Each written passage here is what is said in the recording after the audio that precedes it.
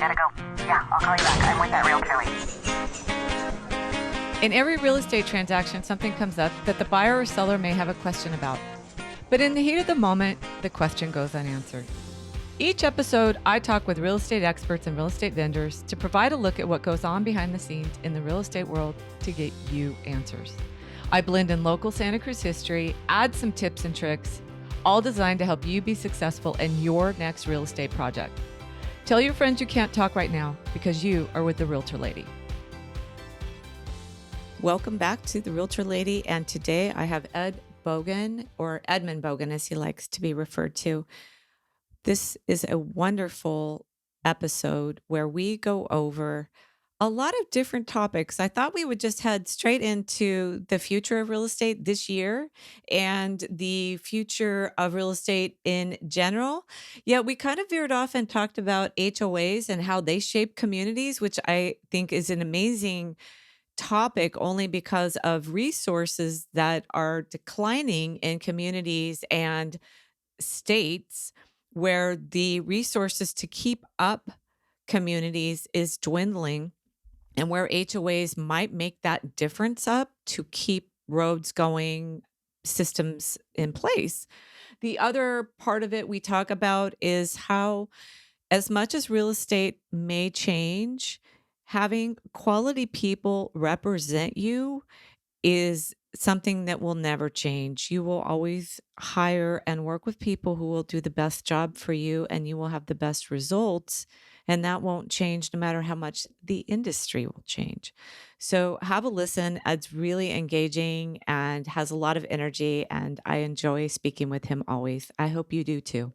I'm really excited to talk to Ed because he really understands a lot about real estate. And this podcast is designed to really help people understand what's going on in real estate and what's coming. And so Ed and I are going to discuss what's going to be happening in real estate this year, possibly in 10 years, and the future of real estate. So take it away, Ed, and welcome.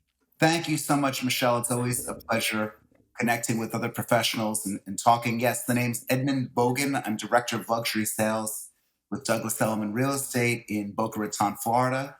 I'm the head of the Edmund Bogen team. We've got 5 of us working between Miami Beach and Palm Beach. And I'm really excited to talk with you about the state of the market and what's going on and, give whatever insights I have.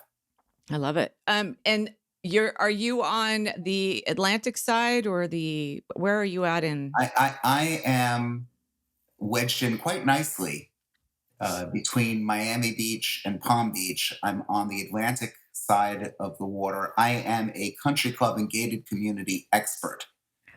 That's how I divided up my team. We have different experts in different disciplines because I feel that's the future of real estate, that you really need you really need a Sherpa as opposed to a salesperson. And that's what we're really trying to do. I like it. I just did a podcast with another gal in Florida, and that turned out to be a discussion about HOAs because we don't have, at least in my area, short of townhomes and condos, we don't have a lot of HOA communities per se. So it's it's a thing. I mean, HOAs, you've got various communities, and on one hand, it's a terrific thing to have because you might not necessarily want a car up on blocks or a speedboat in the driveway. Not that there's anything wrong with those things, but in HOAs, they tend not to allow that type of thing. And for those that care about that, it comes with a price, and that is you can't paint your house purple. Or you can't do certain things because of the HOA. So it's an interesting love-hate relationship I think people have with their HOAs. Yeah. Well, I try to actually educate people that HOAs aren't as evil as you seem. You should probably look for a community and read through all the documents, and you can get a tone there and then decide if that tone of that HOA is good for you. But to help people understand maintenance and taxes, because overall, it's very hard for us to maintain our cities anymore. But if you have communities that actually communally pay for those things, then they keep them up. And so you have areas in Santa Cruz that are just completely dilapidated, or streets where the county said, no, you can put houses there, but we're not maintaining the street. And the people go, oh, they're not maintaining the streets. It's like, no, those people said, we want to live here. And they took that responsibility of maintaining the street, and then they didn't do it. So it makes it Wow. look like the government's not doing anything. Where an HOA would probably say, hey guys, we got to do something. Yeah, I mean, there's depending upon who's buying and why. As a general rule, you don't want to get an investment property in an HOA. That's not entirely true, but you certainly don't want to create an Airbnb type of business in an HOA. And HOAs are great when it comes to a community of people that you want to be around. That's just it does come with a price. There are certain times where all of us, myself included, would rather not have the HOA restrictions. But I think in the balance, it serves more good than bad. Yeah, it's interesting. Yeah, I don't live in an HOA, but I also know that every little cost they're trying to pass on to us now as owners to maintain. Yeah, well, it's your house. You got to maintain it. That's the thing. But I didn't put in the sidewalk. I didn't put in the road. Yeah, no, I get all that. Well, we've got in Florida, each of us, at least in Boca Raton, where I live, the country clubs. If you're not familiar with an HOA, this one's a real doozy. To buy in my community, there's a $200,000 buy-in. Oh, yeah. We have it. Yeah. You must pay. So it's not for the meek. Now, it's beautiful. You drive through the gates and you can decompress, and life is great. It is the Fifth Avenue. I don't know if your viewers are in New York. Rodeo Drive, whatever you want to compare it to. Probably Beverly Hills. Beverly Hills. We're from California. Beverly Hills. So that creates a vision. That's you literally cross through the gates and you've got 24-hour, 7-day-a-week private security. We have a private paramedic. They'll help you with a cut. They'll help you with a heart attack. We've got, I just did in my own blogging yesterday, I've got fun facts about my club. It's called St. Andrews. Last year, they went through 9,800 pounds of butter. I just found that kind of amazing. That winds up being on average 13 pounds per house that's here. And in the course of the year, it's still more than a pound a month of butter. That's a lot of butter. I get it. It's for cooking too, but it's, so people like random facts. But you actually touched on the future of real estate. You actually kind of hit it right there with the HOAs, really, because they are creating communities where they're really taking care of it themselves. Because unfortunately, I'm getting hit by saying anything about government or global warming lately in my videos. But the future is where you can't rely on somebody else to take care of it. You actually, as a community, are taking care of your own. As a community, you're taking care of your own, and it's for us, it works very, very well. I think the argument gets made that it's not so great for some of the surrounding areas. Again, that does get a bit political and a little bit chatty, but people need to be prepared. We have a problem with the community that's near here. It shall go nameless because I wouldn't want to say it publicly. But there are people, a tidal wave of people moved from New York City and that surrounding area over COVID-19. And in this one particular community, it was a culture clash because the people moving into an HOA had no idea that there were rules. But why can't I park on this side of the street today? Why do I only have to park on the odd side, not the even side? Why can't I paint my house any color that and people looked at it, they just didn't fully understand. They thought it was kind of a wink wink with the rules, but it's not. I mean, rules matter. Things happen here. So that community, the president had resigned a month after he went in because somebody was screaming at his kids in the gym, in the community gym, over something that he supposedly did. Oh, that guy deserves a good smack in the nose. Don't talk to my kids. But it is interesting to see these little rivalries that sometimes happen within the communities. Again, it makes for good that's gossip. something I would have never That would have never occurred to me. So let's just start with this year, what you think is going to happen in real estate. We're just about done with March. Hmm. So what do you think? And then I'd really like to get your take on the future of real estate. Sure. I think that, look, people think that there's no product. And if this podcast is going to people who sell real estate, here's the good news. Despite how, or to anyone who's interested in real estate, buy, Yeah, sell. that's who it is. Yeah, it's a public facing. Got it. Yeah. Here's the good news. If you're committed and you're committed to the right agent, you can find a home. And I'll say that again. If you're committed and committed to the process, you can win. All in. All in. You got to commit to one agent, not multiple agents. They're all getting the data in the same place. You got to make sure that they're fully committed to you. If they're not, leave. I mean, I'm not saying you have to, but I'm saying the best strategies that I've seen, and I've had people say to me, I'm working with a bunch of agents. I'm like, hey, respectfully, I'm not going to work with you. Because I need to know I'm not going to spin my wheels and not get paid. I need to know that we're going to be having a true partnership. So that's the first thing. Two, as far as lack of inventory, in St. Andrews Country Club, my primary farm, so far this year, 7 homes have been sold. Now, you just made the point. We're almost at the end of March. So this is the end of Q1 2022. Mm-hmm. There are collectively 25 homes either under contract or sold. Now, let's say a few of those were a carryover from 2021. That still leaves us at, let's say, 20 to 23 homes that have either closed or are supposed to close that we're committed to this year. That means we're on track to do pretty similar to what was sold last year. So don't think that the velocity is not there, the volume's not there, just the inventory is not there. And for that, I could create a strategy to get around that. I could come up with, there can't be any emergencies that we've got to buy a place like now. Your wife is pregnant, you need to settle down, let's get a rental for whatever time that is. This is not something that, because when I call and say, look, we've got a great property for you, can you come down in an hour? I really mean that because somebody's going to grab it. But if you go with that, I've got a very good track record of helping buyers. I do too. My latest was she went out over a couple offers. We had to go 100,000 over, but she was all in. She was very committed to the process, and bless her, she looked at everything. She just looked at everything. She didn't just look at a picture and go, that's, she just looked at everything with an open mind. And that way, when she walked in the property, she could determine whether it was for her. And she kept saying, oh, you did a great job. And I was like, yeah, you did a great job.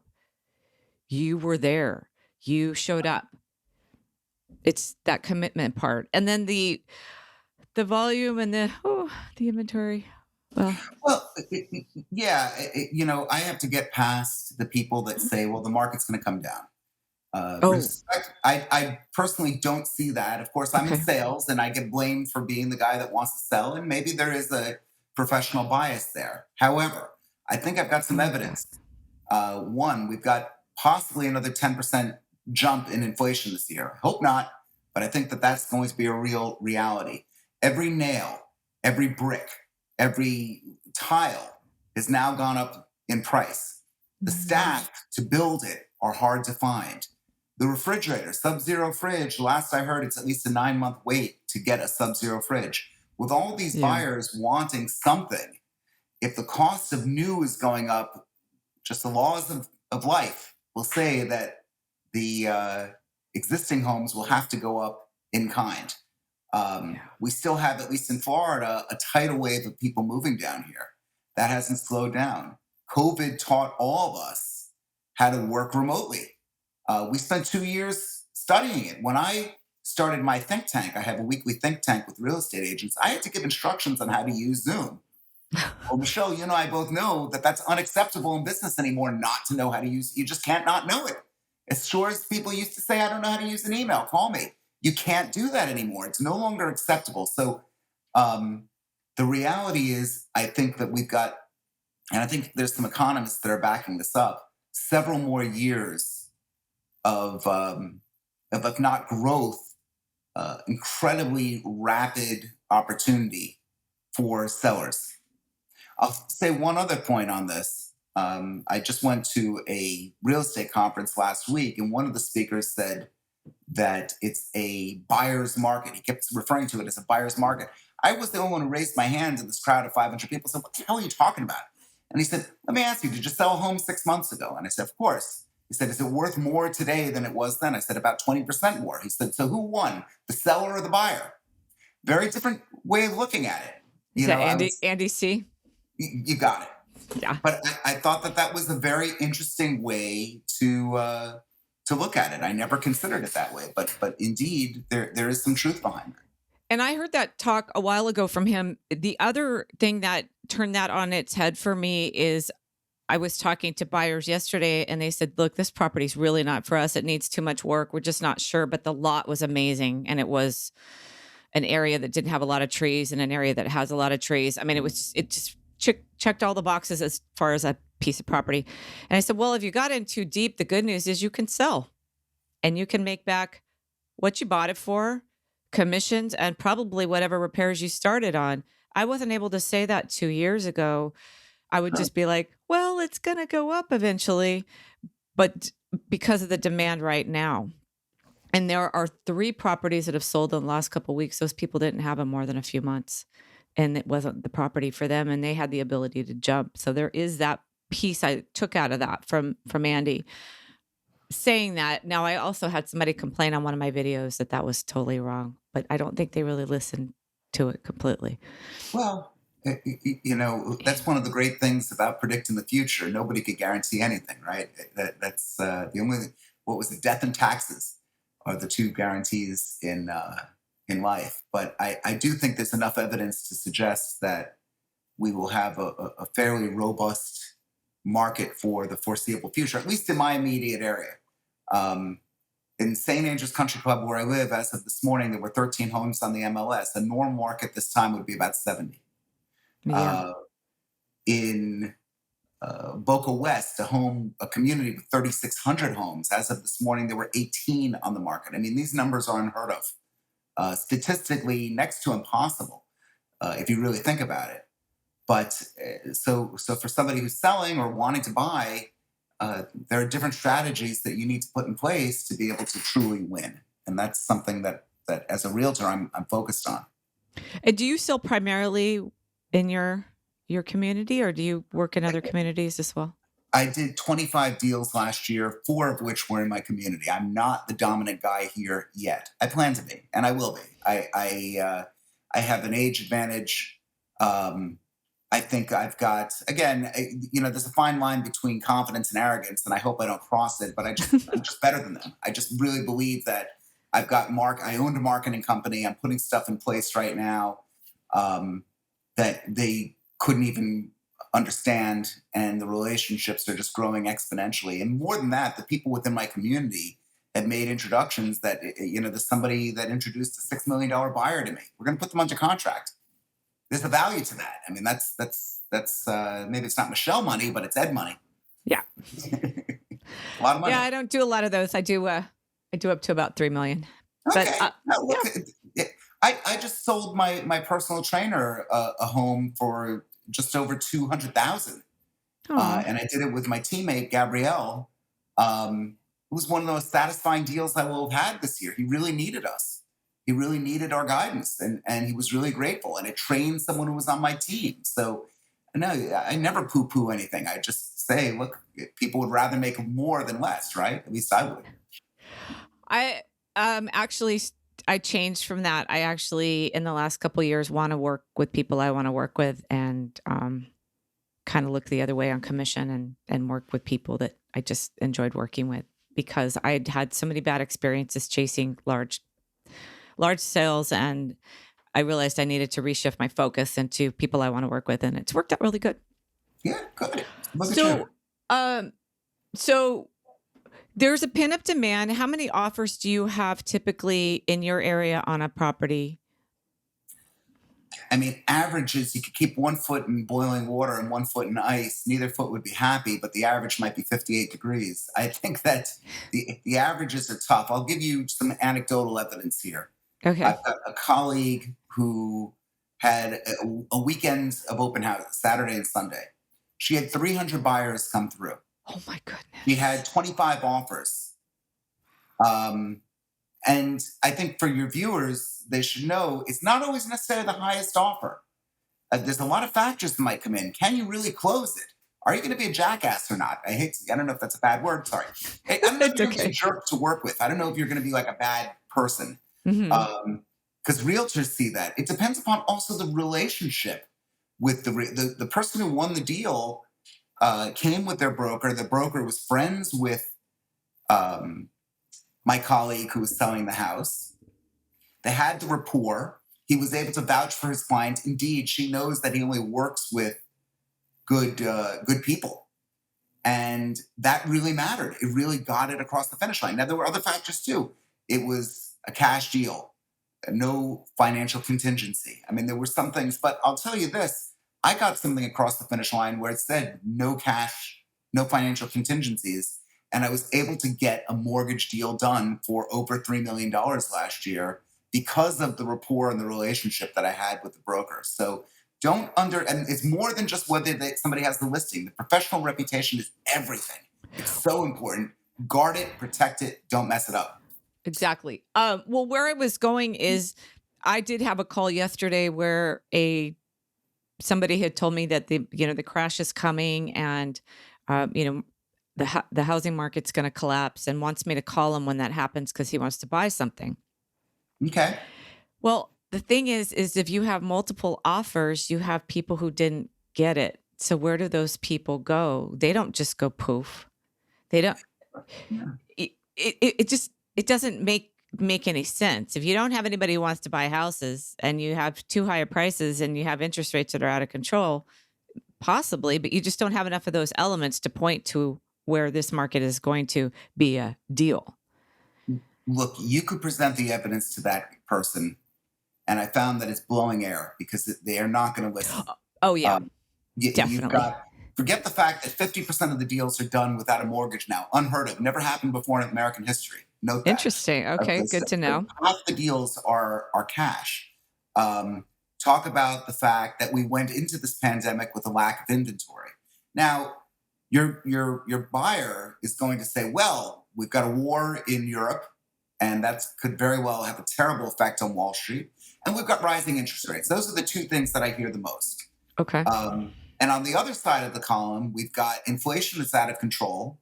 We've got a standstill in new building and new construction. We've got computer chips and all kinds of issues that stop people from getting a refrigerator. Who knew that a sub-zero fridge needs a microchip of some apparently to be built? Oh, that's what the holdup So is. I thought it was raw one of the materials. holdups, Okay. there's a bunch. If you want to go even further, again, not political, but just factual, if there were to have an invasion of China into Taiwan, Taiwan makes 80% of the microchips in the world. Nobody's talking about that. To me, I think that's absolutely enormous. It's absolutely, every Mercedes, every car, Everything. even the non-expensive cars, we're going to really, that to me is going to pose much more of a challenge. So it really depends upon where you fall on the spectrum. You just have to convince your buyer that they're not looking at it too emotionally. Again, I found that arguing just doesn't really win anything. I like to present my evidence, but even in the face of overwhelming evidence, people don't always, they're going to want to believe what they're going to want to believe. They So, do. I also kind of put it under the category of always wanted to be there first as things crash. So that would be uh, gold and silver and, always trying to figure out where which is impossible to. well, I mean, time's ticking away in your life as well. If you're buying it for investment, then I can understand the rationale. If you're buying it for yourself, I mean, I'm 53. I accept the fact that I'm on the back nine of life. What? Um, well, wait a minute. I'm Am I 57. I'm going to be 57 am I next going year. to live No to way. 106? Neither of us will. I hope not. Well, but that's the point. So maybe we've got 25 great years. Maybe that it's not a sad statement. It's one that like wake up and do it. Enjoy it now. Really, take time with your kids. Go do stuff that's really important. Create something meaningful in life. Yeah. Um, it's everything to me. I mean, that's why I started my real estate think tank. I want to have some type of impact or something to the extent that one can. We're all going to, in the end of the day, it's incredibly liberating if you think about it. There's very few things that you could do that are so horrible, let alone a horrific crime. Um, Mhm. I think people bog them in the absence of true problems. People create them. The kid who can't eat in the Ukraine, that's a problem. My daughter forgetting that she has a test the next day, that's not a problem. That's just that's a pimple. Just yeah, That's a don't pimple go on an looking. elephant. Okay, that's not even a big deal. I think So, there's better ways to actually. It's always interesting to me. I mean, this person had been watching my videos and then called me, and it's like I think I am who I am. I'm fairly genuine. I don't think you could talk with me and I would go down this disaster rabbit hole with you if the world's ending. I just don't think I present myself in that way at all. So I thought that was kind of an interesting call. yeah. So where do Well, you? let me just ask you this: is that person renting right now? No, he owns all these. He owns a bunch of property. They always own a bunch of properties, and Yeah. um, I get a couple of them. In fact, I just got an email from one of them who said, "Oh, I'm going to wait for the market to soften, by the way, before I buy." And I think I talked to him right before COVID. So that happening is probably, maybe another 5 years from now. I really don't know. Well, yeah. It's nobody wants to be the fool. I could sympathize with them that way. Nobody wants to be the one to be the last guy to spend too much money on a place. I had a deal fall out of contract. Inspection went very, very well.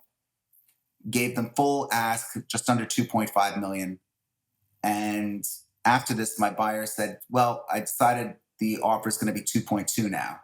And I said, "Okay, the seller's going to reject that." "Well, how do you know?" "Because they can." Because so we tried to get them in. In fact, I think I did a pretty good job. I got them down by about $100,000. Again, the flight to safety.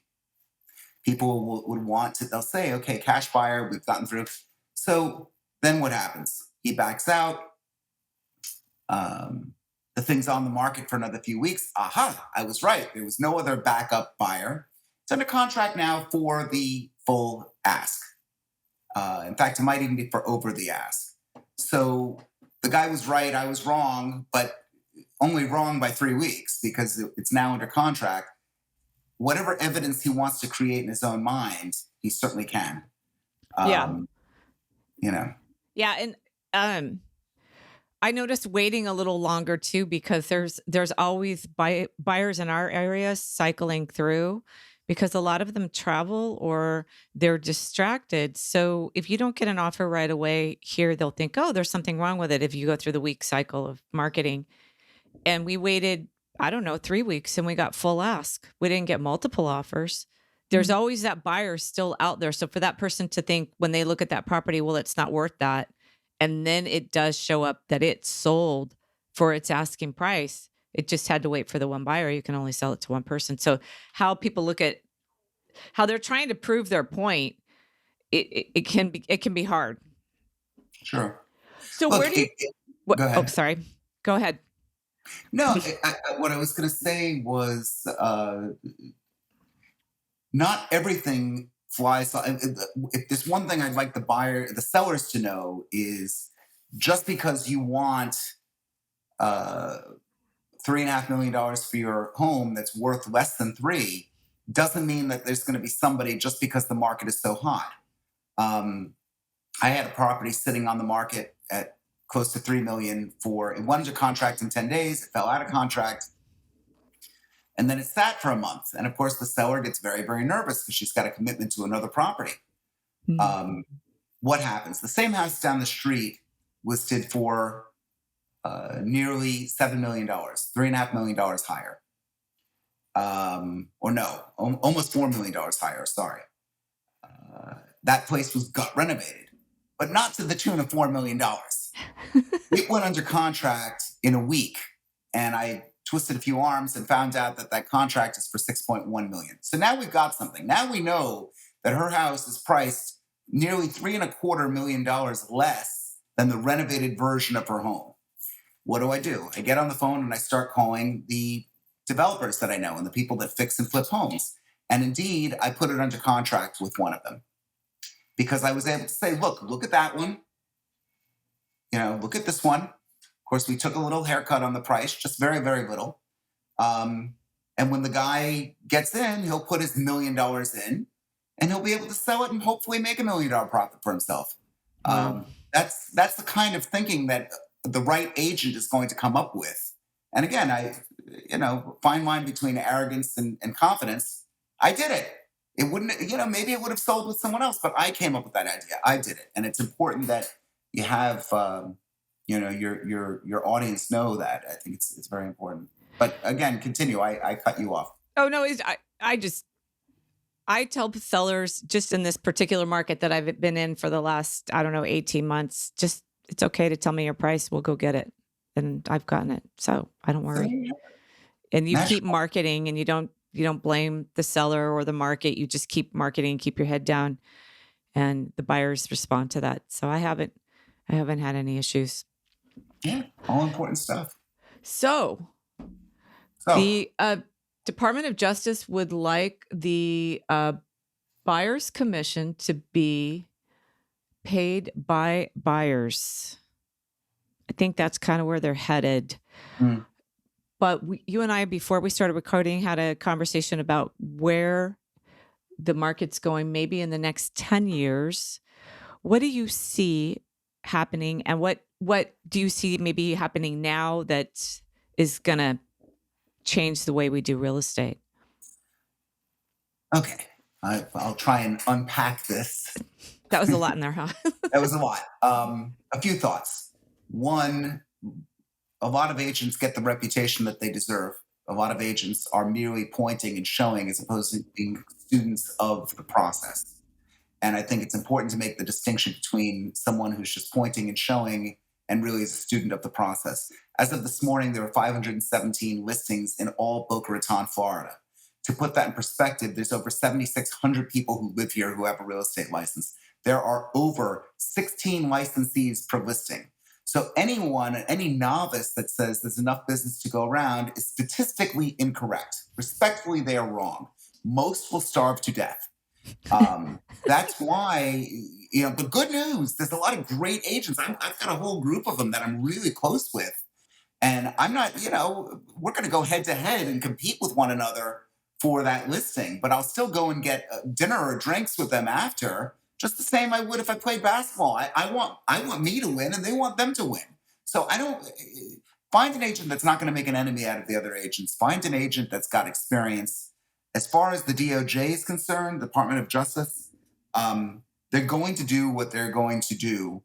And I think that, as just stated, most agents fail.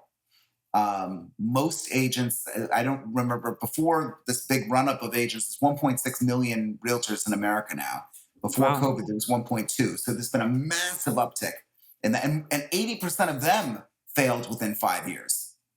Did you know that? 80% of those agents cycled through.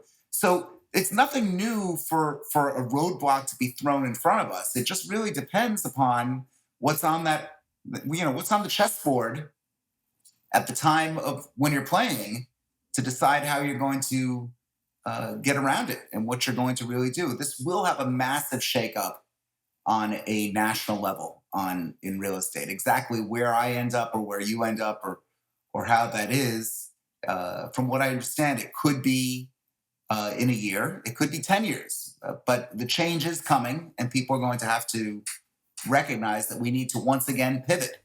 That's the, I liken it to sailing. If anyone who's ever gone sailing, you see the beautiful boats sailing along the water and from a distance it looks great. Onboard is sometimes a very different story. You're really pulling lines and, checking the direction and where you need to tack and if you need to jibe and all the things that you need to do to keep it going. It is work. It's real physical labor. That's real estate. I think it's a contact sport. So, and I was thinking about it today too, because I haven't really delved deep in it, but I thought, what if the seller really only paid their agent? Because I realize now some of the conversations I've had with sellers, they're like, yeah, I want to pay you. I do want to pay you. I think you're worth 4% or 3%. I think you're worth it. That's great. No, I don't want to pay that agent. And I don't want to pay whatever's going on that side. And I think that's where I kind of got my head turned a little bit when I realized, oh, that could be referencing some of the conversations I've had in the past where they're more than happy to pay me, but they don't want to pay the other side. And now we have to go back to the buyers and go, if you want great representation, like anything, good CPA, good attorney, any of that, you'll be paying for it. And that's my big takeaway in my last 5 years of business is I have had the pleasure of working with some really great professionals and had them help me with my business. And I realized every penny was worth paying for that service. I might not have liked to write that check or, send it, but I really valued their service. Sure. Yeah, something is going to happen. How it gets addressed, I really don't know exactly where it is. I think, again, I'm paying attention. My wife is a professional organizer. Her business is called Organized Palm Beach. That's a great business because no matter what, a robot won't take over. There won't be a Zillow for that. Yeah. The real estate coaches that we have, that's a great business. Because there's still always going to be people in the industry that are going to need the kind of advice. Being a listing agent, great business if you could get it. Yeah. Selling agent, not so much, but I think there always seems to be some other opportunity that pops up. I think we're going to definitely clear more people out than was ever cleared before. I think that we're going to see a massive drop off on the number of realtors that there are, and in a way that could be a healthy thing. Yeah, I'm very tired of people saying that they watch $1 Million Listing and they want to jump into the business because they want to have blinis at Cipriani and sign multi-million-dollar deals. I wish it was just that simple. When I'm done here, I've got meeting after meeting after meeting, work all weekend long. My family's going away. I can't. And it's fine. It's what I signed up for. I'm not looking for any sympathy. Right. But it is the reality of a true professional if they're really in that business to be a true practitioner. Yeah, there's always that when you're at a party and someone comes up and goes, "Hey, I'm gonna get my license and try real estate." It's like, yeah, no, that's look, I've heard different comparisons. It's you're sick, very sick, cancer or something. Do you want to go to a discount doctor? Do you want to go to a discount brain surgeon? What about a discount architect to build a giant skyscraper? You could take your date to a soup kitchen. It doesn't mean that you're going to get a second date.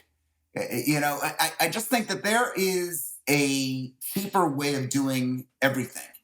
Why should real estate be any different? Just a thought that I'm trying I'm not trying. I am active in the luxury market with some real white glove service. I have parties that I have every quarter. Every year I have a huge party. It's like buying a bar mitzvah or a wedding every year. There's stuff that I'm doing to keep my company and my people out there. And I believe I'm going to get out of whatever comes my way, but I don't know. Again, anything could happen. They're fun too. I throw a taco party every year. I get to throw it again this year when I've had to wait. So yeah, they're just fun too, just to connect with people and see them again. And a lot of people don't even come. They just like to be invited, which is really, that's to them, that's good enough. And by the way, that's what I call the multiple levels of marketing. Not multi-level marketing, multiple levels of marketing. So they got the invite, they got the save the date, they got the invite, they got the reminder. They said no. They got a little note from you saying sorry that you couldn't make it, or they said yes and they showed up. Both of those people were marketed to. The ones who came certainly got a better experience, but the one that saw you and saw your name, it's pretty good, right? So there's a value to that. And a lot of people don't always understand that. So before we wrap up, so do you think Zillow will, or any company will take over, or robots going to really show houses? Or I think that we already have a number of platforms that people are using. I don't know what fair housing law is in California. If you can mention, for example, there are drug rehabilitation facilities in an area near me. A lot of them, more per capita than anywhere else in the country. Um, Depending upon how one interprets the law about fair housing, you might be able to point that out to a customer, or you might not. You certainly, as a broker, might know not to show your customer a home next to that facility because you know that they don't want to see it. Now, again, go into your own state about your own legalities of whether that's legal or not. I'm not suggesting to anyone to use fair housing law badly, but I am saying that these technologies that you mentioned don't really take that into account. They might not know the hottest place to go out in the area. They might not know about the problems within an HOA or within a thing. That's why I am a country club expert. I want people, and I have to constantly school myself on that to keep up the value. I live in a house that is one street over from another set of houses that abut the Florida Turnpike. Historically, that's like a 60 or 70% valuation difference just across the street. Computers don't know that. That's a good At least point. not yet. I'm not doubting that they can't figure something like that someday. But I do see an inherent value if you school yourself. If you're not going to, then no, you're useless. I'm sorry. It's a useless waste. The computer could take over for you, and you're not providing any type of value add. Provide the value add, and I think you may have a very good ongoing career. Right. You'd be robot proof. Well, robot resistant. I don't know about robot proof. Definitely robot resistant. Definitely a situation where you can justify your value and continually have the phone ring and continue. I get leads every single day. That's great. People like me. I want to keep that for a long period of time. I'd like to keep the business. So we'll have to see. I don't know. Was that helpful? Am I talking too much? Like, No. That's good. That's good. Okay. I mean, we don't really know what's going to happen. I know that the person that I was talking about earlier that wanted the deal of when a market goes down. What I see in the future is if we do have another downturn, the investor groups and the LLCs are ready with their arsenal, and you as a singular person have no hope at all. There's no eyeballs enough that you can have on the ground to beat these guys because they've already built their teams, as it were. And there's a couple of in my area that are still around. So I would add in that the future, even if you thought a downturn was coming, not you particular, but somebody did, probably even the next 10 years, if we even see a dip, you will probably not notice it because of the people who have already been waiting that have lots of money, lots of just realtors, lenders, everybody, contractors in the, hanging out and waiting. So that's what I would tell people about if you thought one was coming, why it will probably be very difficult for you to get in that arena. Yeah. Well, tell people where they see. I hope it all works out. I would like to just see more of a more normal market, just so people have a little bit more of a chance, maybe 3 to 4 offers and not 10. That's kind of what we'll see. But here, Michele, the realtors that are watching, there is business for you. Oh, yes. Don't look at a day-to-day basis of what might have screwed up. Look at a quarter-by-quarter basis of what you accomplished. And if it's not where you want it to be, what can you do to increase that? If you're a buyer, what strategy are you going to put in place? Really, don't say totally no to something.